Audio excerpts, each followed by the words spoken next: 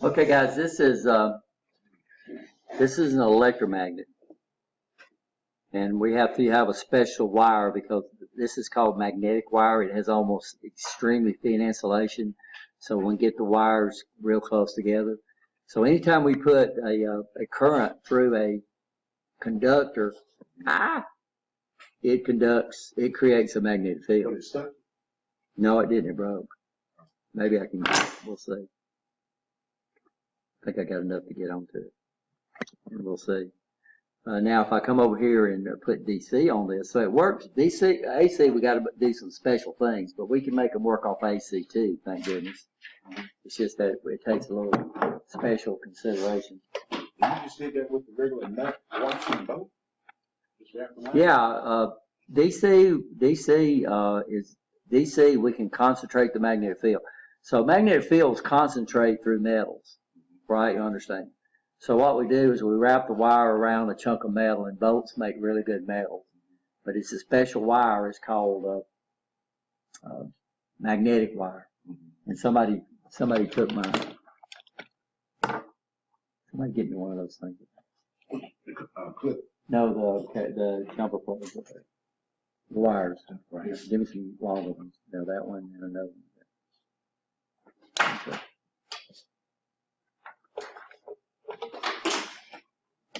So somebody took my jumpers off here. Of course, I might have took them last time I took them back. I just need two. Thank you. That's what a couple is. Well, you pull out one and then the short one.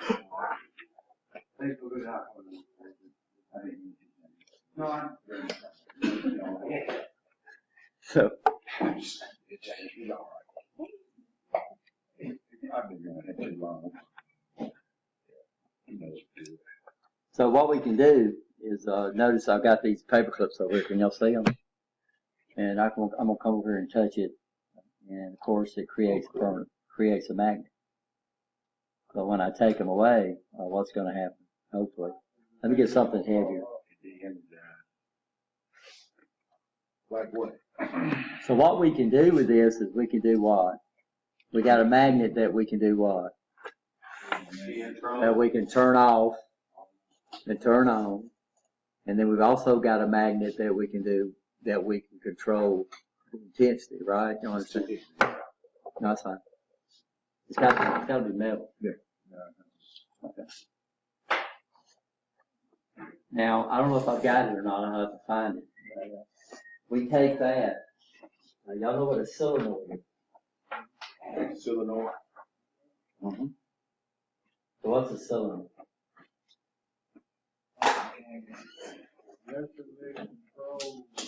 I know it got to be energized to work. Like, Well, most things do have to be I mean, energized. like you got it don't come right on you. That's an energized plunger that you, Yeah, what we do, guys, and I don't have my nail. My nail's not here. I left it. But what we do is we take the same thing, and we don't put a core in it, but the center is what? It's hollow. And then, of course, when we put a magnetic field on it, what it does is it pulls that plunger or that armature into it. Okay. And so if you ever been someplace where they buzz you in, where they push it in there. If you got an ice maker on your refrigerator, it's got a solenoid back there, and it's using the plunger to stop the water or do what? Let the water come through. If you got a washing machine, it's got solenoids on it that turns when the water turns on and when the water turns off. So we use these things for a lot of situations. And I can't find my nail. Well, I'll have to show y'all this later. So, but if we come in and we put electrical contacts on that rod that moves in and out, if we put electrical contacts on that, then the magnet is either going to close the contacts electrically or going to open the contacts electrically. So what we got is we got a switch. We got a switch that we electrically control. So if I'm going to turn off these lights, I got to do what? I got to go back to that switch. Those switches are manually controlled. But what a relay does is the contacts are opened and closed by an electromagnet or by a solenoid. So these are going to be contacts that I can electrically control, which means now we can move into automation because we can control electricity, right? You understand? I'll try to remember to bring my nail in and show you that solenoid. It's really, really cool. So that's the symbol of the coil, right? You understand? And then what we do is we give it a name. So what do they give this a name right here? They're calling it what? M. No, they're calling it M. They're calling it motor. They're calling it M. Motors have different symbols. Normally, we do not put motors in the control circuit. So we're going to have two circuits. We're going to have a power circuit, and we're going to have a control circuit that's controlling the power circuit, right? You understand that? So that is not the symbol of a motor. A motor would have, a motor symbol is going to be different. A motor symbol is going to be the same circle, but the wires are going to come in like that. For single phase, for three phase, it'll come in like that. So they'll come in one side. Here on your relays, the wires are going to come in on the left and right side. So they're similar, but they're not the same. So just because it's got an M in there, don't take for granted that's a nomenclature that this book's for. What they call a main contact. And what it does though is the contacts that belong to this symbol is going to have the same name. So that this one is named what? M, and this contact is named what? M. Okay. It's like closing. So what happens when I put power, so here's your lines right here. So that's your AC or DC, it doesn't make any difference. L1, L2. L1 is considered to be what people call the hot side, and this is considered to be the common or the neutral side or the ground side. It could be grounded. And then our circuits run between here. So each one of these are individual little circuits. And each circuit has got to be connected to the source of the power. We got to have a power lead and then a return lead, right? You understand? Even though AC, it gets kind of complicated. So what happens when I first put power on, this indicates that this contact is what? Normally closed. So what's going to happen to the light? Come on, right? You understand? When I come over and press this button, as soon as it touches, what's it going to do? It's going to close this contact right here. Right? Everybody understand? Right. So now this is going to seal itself in, and now this guy right here would do what? Would turn off. And how long would it be off until we hit a button called stop button? But this is what we call a ladder diagram, and we went over that kind of fast, but we're going to look at this a lot, isn't it? But if you didn't understand the symbols, you can't read this, right? You don't understand. You can't even wire it, and you couldn't even troubleshoot it. Because this is what we're going to have to troubleshoot. We're going to have what they have to have with these ladder diagrams. And this is a more complex ladder diagram. And we'll look at later on what they do to help us read these things so we can locate stuff. So we're going to learn so this is a selector switch, push button, relays, normally closed, normally open contacts. Up there, all these contacts are in parallel. Does that make it a parallel circuit? No, because that's a control device. This is a series circuit because we only have what? We have one load. Now, if we look at this rung right here, this is a parallel circuit, right? Because the loads are connected in parallel. So what makes something a series circuit, so a ladder diagram is a series parallel circuit. It consists of some parallel circuits. It consists of some series circuits. And then all the rungs are going to be parallel with each other, right? Go ahead, Phil. I was going to say on a lot of the crane diagrams, cranes, they're like that. Yeah, well, any electrical circuit or motor control circuit is going to be drawn like this. And when you program PLCs, you're going to program ladder diagrams too, except you have very few symbols. You have input, you have contacts, and you have relays. That's about it. Or coils. This is a residential or commercial wiring frame. And if you don't understand the symbols, then you can't read that, right? But so if you took commercial wiring or residential wiring, this would be the kind of stuff you're going to have to learn in there. Because if you don't know how to read this, you wouldn't know how to run the wire. You wouldn't know where wall switches are at. So these are wall switches right here. These duplex plugs. These are overhead fluorescent bulbs. This is just a regular light bulb, right? Recessed RVs. These are recessed bulbs. You'll see those fixtures. By the way, these are not symbols of the light. This is the symbol for a light fixture. It's a big difference, you know. Motor controls, if we put that's the symbol of the light. In residential or commercial wiring, that's the symbol of the fixture that holds the light. So that R doesn't mean it's a red light, it means it's what? It means it's a recessed light, so the light didn't mount flush, and I'll see recessed light. These are symbols for panel boxes. The panel box is what most people call a fuse box or a breaker box. Just that. Yeah, just a rectangle. And they don't show any connections, they just show you it goes back to the panel box. It's up to you to figure out how to get it back to it. It's up to you to figure out how to get there. All you know is it goes back there, right? And you can't see the arrowheads, but this is so small, but that right there actually has an arrowhead on it. And if you see that arrowhead, it means it goes back to the panel box. This is an electronic schematic, and you can see the symbols get more complicated as we go along. Transistors, operational amplifiers, capacitors, resistors, and stuff like that. Well, all we're just trying to show you is that if you don't understand the system, the symbols of your tray, guess what the schematics are? And the schematics and the boards are not going to be the same. We have a tendency in electronics where students try to wire the circuit according to what the schematic looks like.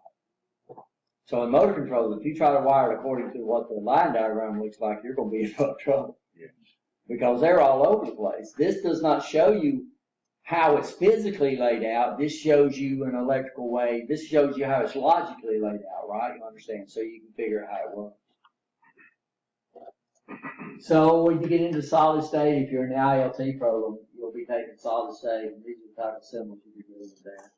If you're in the electrical trade program with Mr. Sanders, then commercial wiring, industrial wiring, residential wiring, you'll be dealing with those.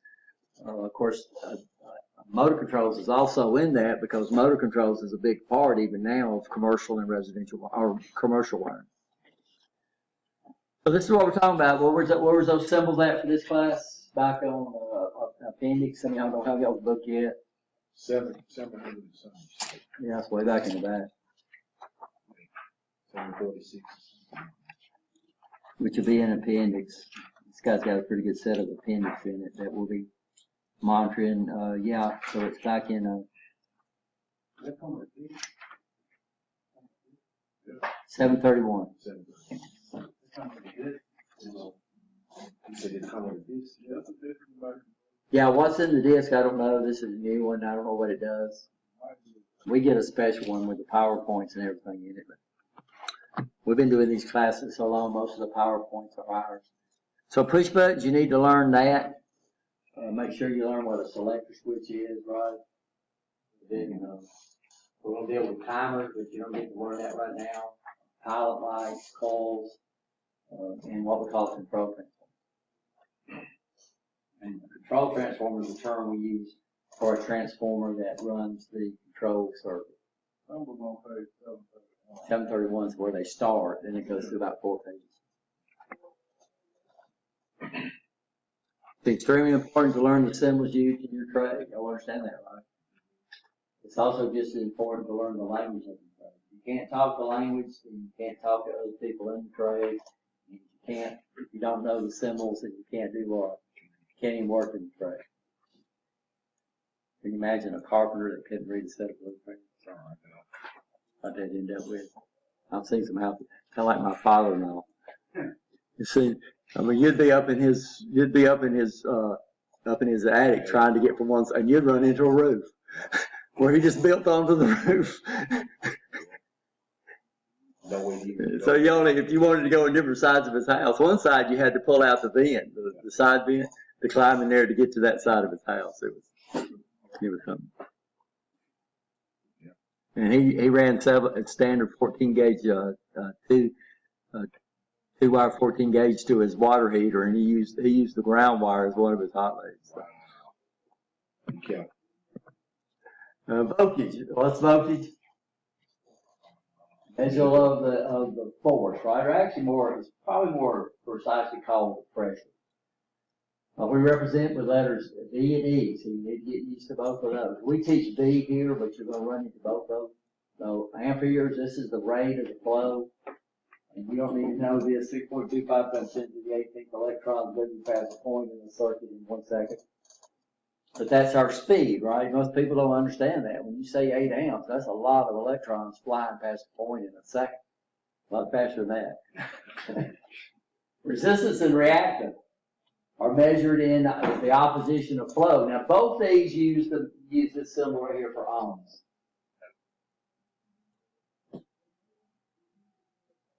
Of course, conductors have almost no opposition. There's no such thing as far as we're concerned with something that has zero opposition. So your conductors have zero opposition. What determines the amount of resistance a conductor has?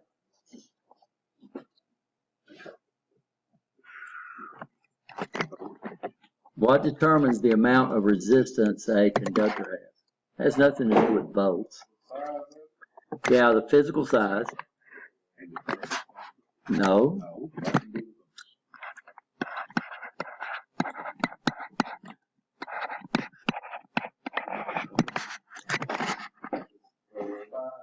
The material. Now what size? The material it's made out of. What'd you say next? The length of it. What else? 4 things.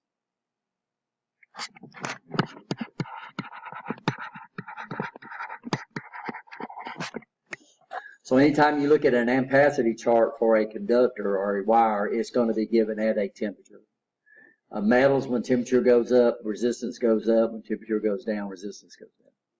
So this is why when they run with those superconductors, they operate them at they operate them in nitrogen or gas. It's a real cold, make them real cold to get their resistance down real low. So the physical size, the material that's made of, the length, and the temperature. So when you look at wire gauges, they're usually given in ohms per 1,000 feet or kilometer, what do you want to do? So everybody okay with Ohm's law? Now we changed it up a little bit. When you're in DC, you learn that V is equal to I times R, but we got several different types of opposition. So in any formulas, this could be replaced with R, or it could be replaced with something called X of C, X of L, or even Z. Because all these devices are rated in ohms. Well, this is true Ohm's law right here. In DC, you learn what? In intro, you learn V is equal to I times R. Here we're going to learn that we have more oppositions in a circuit the size of what? R. So I said V is equal to I times ohms. Ohms is equal to V over I is equal to V divided by ohms. So your formulas doesn't change. By the way, this is your primary 3 formulas in electricity. And what I keep telling people, you might get out of here and never write this down again, but you understand the effects of what volts on the circuit. You understand the effect of ohms on the circuit. You understand the effect these are going to have. Right? You understand that? So this is basically mathematically how these electrical circuits work. All we're going to pick up in this class is we have more oppositions than just what? Now in AC, when you take AC, you're going to get all these guys and you're going to understand them a lot. In this class, we're going to touch on them. To understand we've got to have this, and these, by the way, only apply to AC circuits. X of C, X of L, and Z. These are AC problems. This right here is R. So luckily, conductors, we're only dealing with R. Unless you get 2 of them close together or you start putting loops on them. Are we okay here? Yes or no? So basically still a review. Can y'all work these problems? Y'all got y'all calculators? What would be the current in the circuit? 100 ohms of resistance and 50 volts supply.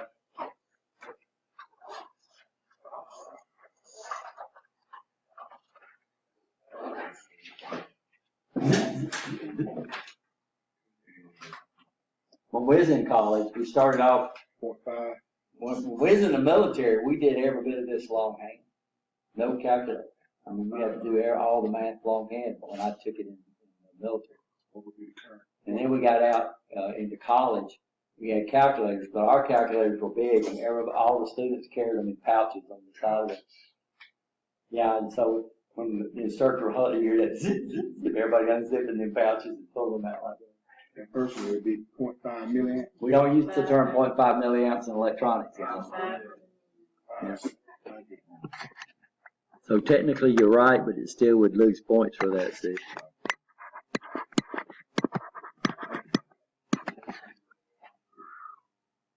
Y'all learn engineer notation in intro, right? So what would be the resistance that would allow 50 milliamps of current flow and if 85 volts of voltage? 5 watt? K watt. Ohms, yeah. What voltage is required to cause 10 amps to flow in a circuit with 150 ohms?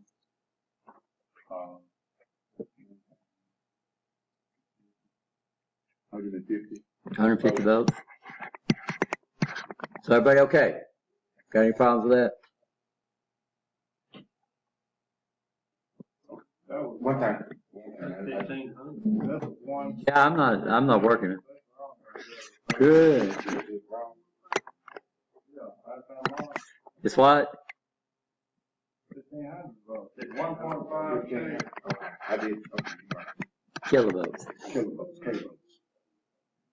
You scared me on that first one. You said I'm use 0.5. Don't let me I scare was you. gonna say 1.5, but Okay, we okay? Everybody okay now?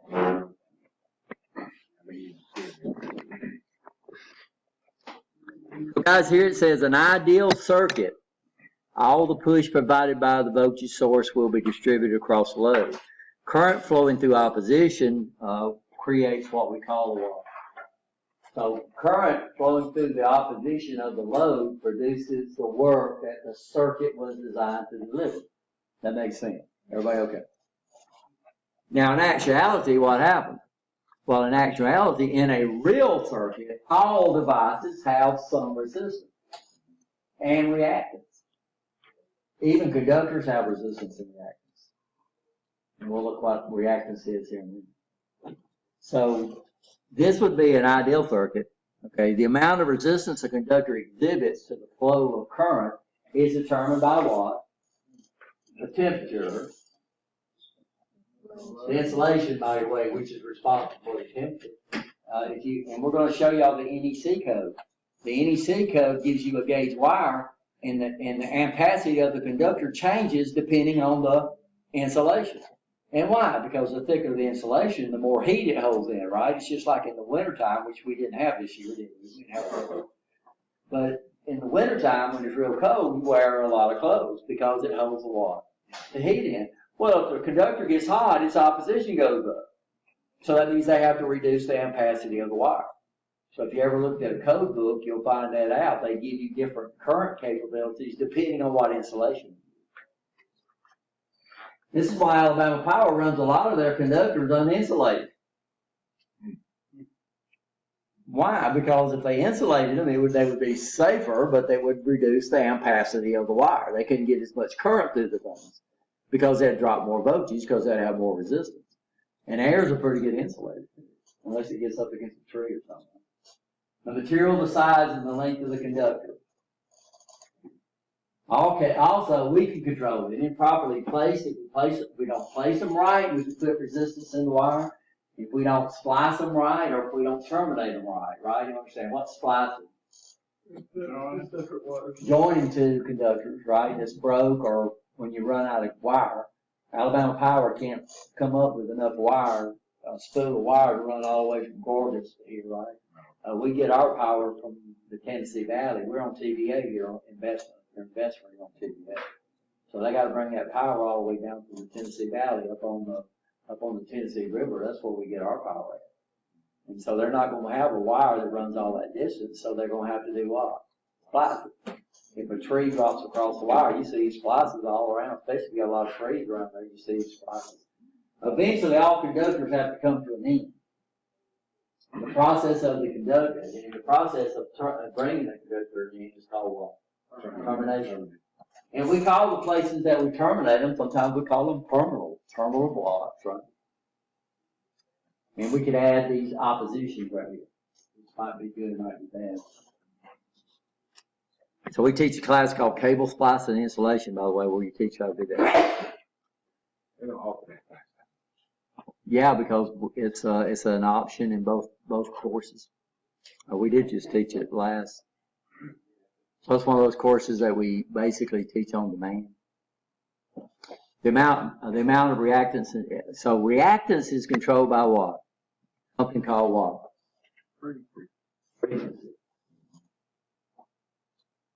And when current flows out of these oppositions, we have a problem. We'll call it. By the way, current flow. So when we lose pressure through a resistance, we call that a voltage drop. Alabama Power calls it line loss. But that's what they do. They lose push because of the resistance of the conductor, right? You understand that? And if I push current through resistance, we get a voltage drop. And if I push current through a voltage drop, we get heat. So the wires get warm, which means that resistance goes up. But eventually it'll stabilize that. Of course, everybody okay. So the amount of voltage drop is calculated by what? V is equal to what? I times ohms.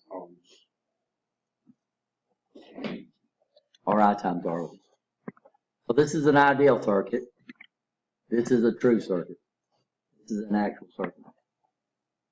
Now, of course, if the wires are extremely small, then the resistance is going to be very low, right? You understand? So the closer we are, the smaller the gauge wires we can use. And one of the things you'll learn if you take commercial wire or residential wiring is what they call dirating. How do you go change the gauge depending on what you're going to run? Now, why is a gauge important? Because the bigger the wire, the more expensive it's going to cost. So yeah, I could go into a house, I could run 8-gauge wire all through the house, but I wouldn't be in business very long, and nobody would hire me because Joe Blow over here is doing it for $10,000 less than I'm doing it because I'm running this big wire, right? You understand? So a big part of doing that is running the smallest wire you can to do what? To do the job you wanted to run the loads that you want to run. So this is just an example. And what's changing this resistance, by the way? Well, the temperature. So this resistance would actually vary with temperature. In fact, we have a sensor called an RDT, a resistive temperature device, which uses this feature right here to measure temperature. Of course, they don't use copper, but this is what we call an ampacity chart. This is not the ampacity chart. This gives us. So what we have what we call the American wire gauge. And what they've done is they've assigned different gauge wires or different wire sizes. They've assigned them numbers. And the formula itself is not fun to play around with. But what you got to realize is the bigger the number, the smaller the gauge, or the smaller the size. So when we talk about a small gauge wire, we're not talking about a small number, we're talking about a small size. So the bigger the wire, the bigger the number. The bigger the wire, the smaller the number. Now the American wire gauge takes us all the way up to what we call 4-aught wire. If you ever watched the Beverly Hillbillies, what Jethro called 0-aught. Well, that's what we use here too. So we have a 0-aught wire, we have a 2-aught wire, a 3-aught wire, and we have what we call a 4-aught wire. And a 4-aught wire, you can see the diameter. We're pretty close to a ½ inch. And this is big as the American wire gauge goes up there. After that, they started using something we call CM for circular mills. So anything rated above this is going to be in circular mills, which is basically the diameter squared. It's not hard to figure out. So the circular mills is the diameter squared. Now how they came up with that, I don't know. It's just something we got to live with. So if I had the circular mills and I wanted to know the physical size, I would take the square root of that, right? You understand? So anything above 4-aught is given in circular mills. But you can see as the wire gauge goes down, the ohms per kilometer, or what we call it, the ohms per kilometer starts going up. Right? You understand that? So a 4-aught conductor would only have about 161 milliohms for a whole kilometer. So we could put a pretty good deal of current through that. But I could still put it to 1,000 amps, right? You understand? Because then it would drop the voltage. And we run into that in cars all the time. You know, you've only got a 12-volt battery out there, and your starter's trying to put what, 50, 60 amps. If you have 1 ohm of resistance in those cables, your starter would never even turn over because your wire's going to drop all your voltage, right? You understand? You can't get that current out of there. So one of the first things you do if you get out there and you go click, click, click, where do you go? You go out there and check your connections, right? Because very, very little ohms because they're trying to pull a lot of current through those cables. Of course, those cables are pretty big.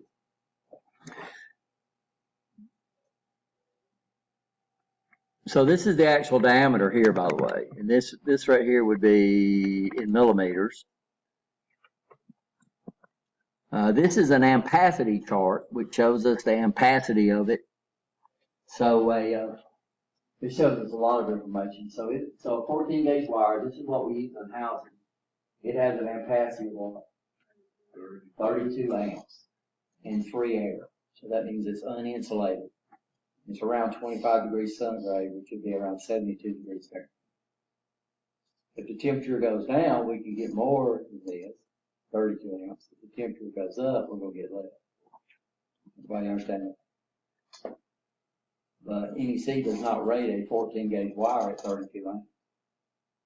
Why? What does NEC rate a 14 gauge wire? Anybody know? I don't know what a 15 amps. So NEC rates a 14 gauge wire at 15 amps because number one, it's insulated. Number two, it's inside a cable.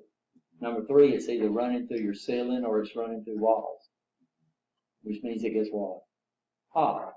So they dilated it. They took all the capacity out. So that means if you buy a 14 gauge wire and you only use it for 15 amps, you're going to be okay in residential, right? As long as you don't go over, I think it's 100 feet. If you go over 100 feet, then you got to go up one or go up one wire side. So here's the NEC table. So if you're going to do any house wiring, you need to learn this. So this is NEC. So what's our two predominant sizes in our house? Yeah, 12 is rated at what? 20. With this insulation. If I put this insulation on it, right, you understand? Or if I use this insulation, it's rated at what? 30. If I use this insulation, 12 gauge is only rated at what? 15. But it can operate at a wider temperature range. It can keep more voltage in, right? You understand that? So this is what we're talking about rating according to the insulation. The insulation is a certain thickness, which means it's going to keep the heat in. The more it keeps the heat in, the less ampacity the wire's going to have. So these are all insulation type areas. So this is what they call Romax. This is standard house wiring. 14 gauge, we could run it on a 15 amp circuit. And then 20 amp, and then of course your air conditioners will get up into here, what? Like 6 gauge. Yeah. 55 amps if you use standard Romax insulation. Or TW, which is, I can't remember what TW is. Yeah, I used to remember what that's. Where can you get this chart at? Well, it's table 1016 or NEC ampacity chart. You can get this all over the internet, guys. I mean, this is given to you free. Are we okay?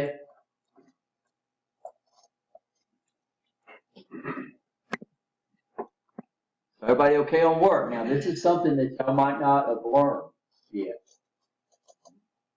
Is power. So if you're an intro, you don't get into power, you get into power from DC. But if you've had DC or AC or any other classes above that, you've learned about power. Now power is the rate of doing work.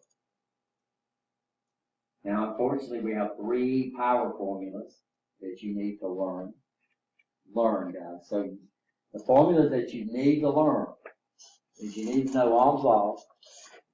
And you need to know what we call Watt's law. Because this tells us a lot about the circuit. So when I get my electricity bill at the end of every month, I do not pay a voltage bill, I do not pay a current bill, I pay a what? A power bill.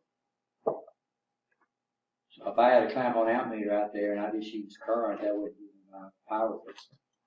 But I have to know the current and the voltage that was required to get that current, right? So basically our main power formula, and we'll do this and we'll take a break. This is our main power formula. And the other formulas just came from that.